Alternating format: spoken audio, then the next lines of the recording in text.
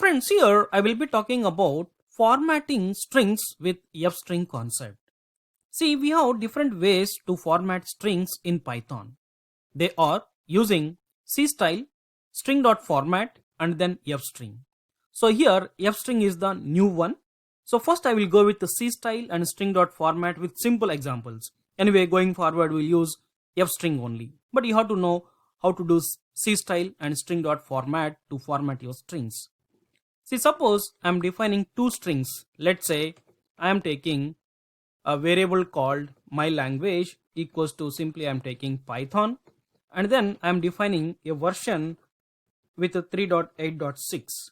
So now we define two strings. Now I want to print these two strings using C style format. See that first of all what I am doing is the language is, then here I want to print Python, but that Python is there in a variable called my language. So for that I am using %s and version is %s. Then after that simply just write your my language as first variable, then version as second variable. Save it and run it. See the result. You are getting the language is Python and version is 3.8.6. So here to place your string variable value in a string, we are using %s identifier. Suppose if your variable is integer number, then you have to take here %d. If your variable is float, then you have to take %f. Anyway, this is C style format and that is the old way. Then after this, actually from Python 2.6 we are using format as well. Now let me print this information using string.format. See, for that syntax is simply print quotation, that is a string. Actually you have to write inside of that quotations dot format. First of all, this is the syntax. So whatever the string you want to write, you want to display, that you have to place inside these quotations. See here what I am doing is the language is, after that I want to print Python. So for that I place two curly braces and version is two curly braces. Then see, in first curly brace I want to print Python and that is there in my language variable. That's why in format function first you have to place your first variable, then comma second variable, that is version. That's it. Now let me go with the advanced way of formatting your strings, that is using f-string. So f-string is the new method and this syntax, f-string syntax, is available since Python 3.6. And Python f-strings provide a faster and more readable. Now whenever if you want to use f-string, we have to follow some syntax, right? So for that, every f-string statement consists of two parts. One is character, that is f. You can also take capital F. And the next one is string, which we want to format. The string will be enclosed in single or double or triple quotes. Now let me explain that so that you can understand. See, suppose I am doing print. First you have to start with f. You can also take capital F, but usually we will prefer small f. See here, the language is. So after that I want to print Python, but Python is there in a variable called my language, right? But here we have to write in this way, curly brace, inside that directly you have to write your variable. That's it. And version is curly brace, inside that curly brace directly write your variable and save it, run it. See the result? Yes, it is working perfectly. And here one more important point is, whatever the string you are formatting in your print function using this f string, same thing you can also store into a variable also. That is very, very important.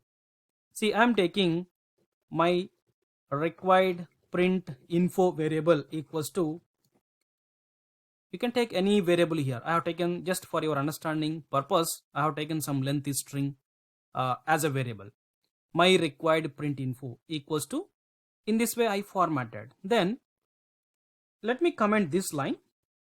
So straightforward I'm going to print my required print info variable. See the result? Yes, you are getting. And in your f string you can also use your special characters, escape characters like /n/t. right? See, suppose I am taking here /n, save it and run it. See the result.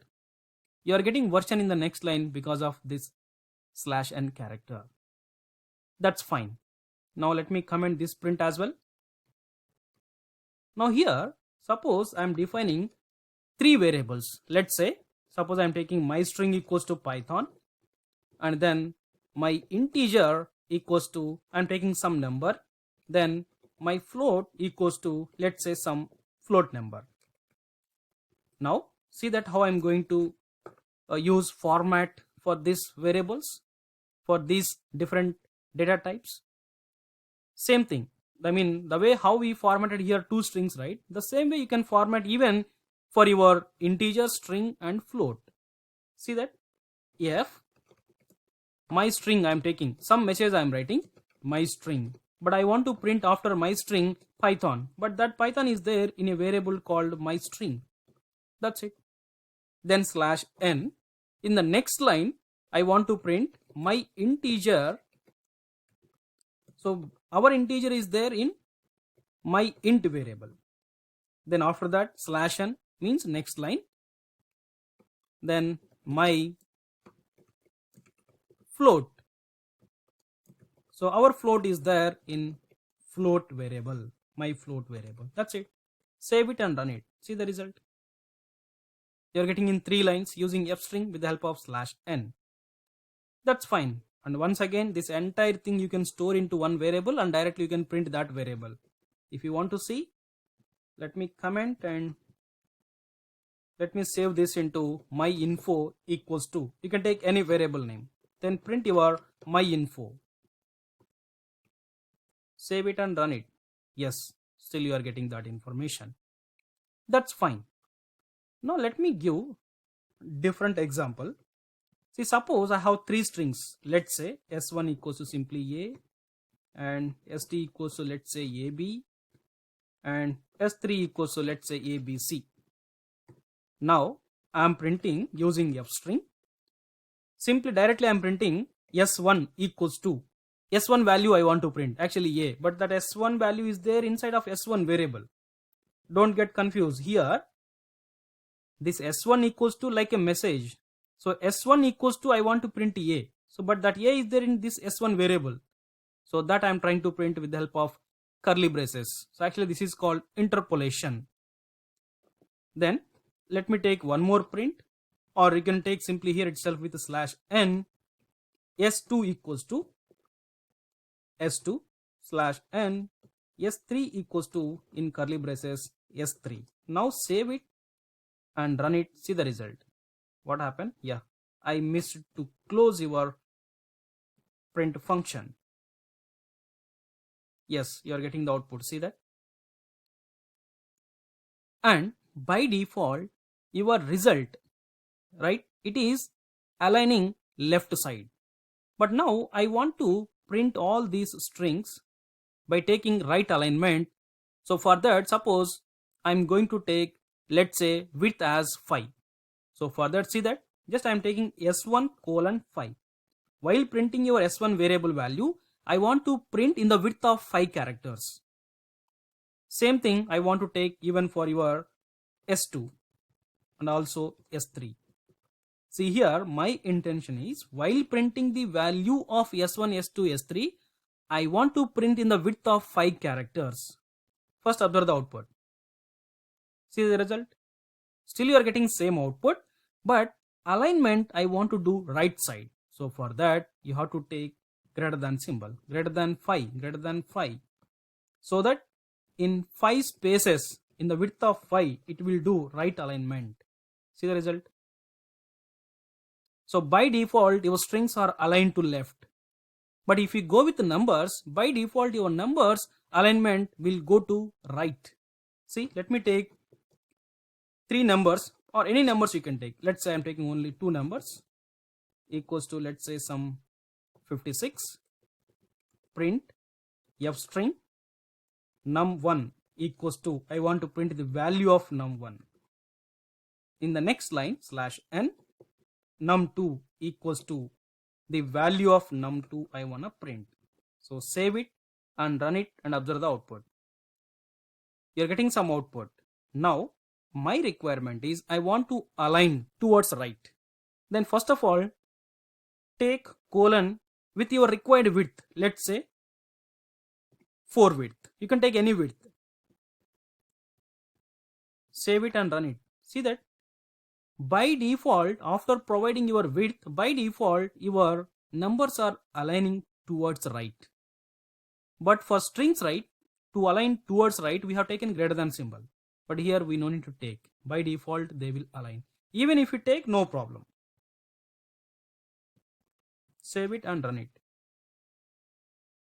But after taking width, suppose if you want to do left alignment, see, for first number I have taken left alignment. See the result.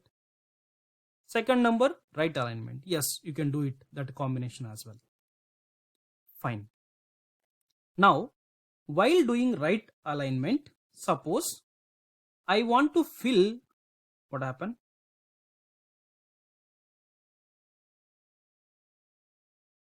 C is not recognized. Let me run. Yeah, so that's fine, no problem. Okay, see here, after aligning your numbers towards right, so this remaining spaces, suppose I want to fill with some 0, then just take before your number width 4 0, even for your second number as well 0. Now see the result. Yes, it is filling that gap with zeros. But don't take anything other than 0. In number, if you have any number of zeros on the right side of on the left side of your number, then there is no problem, right? That's why you can take zeros. But don't take anything other than 0. That's fine. Okay friends, this is the simple way to format our string while printing. Okay, thank you for watching this video.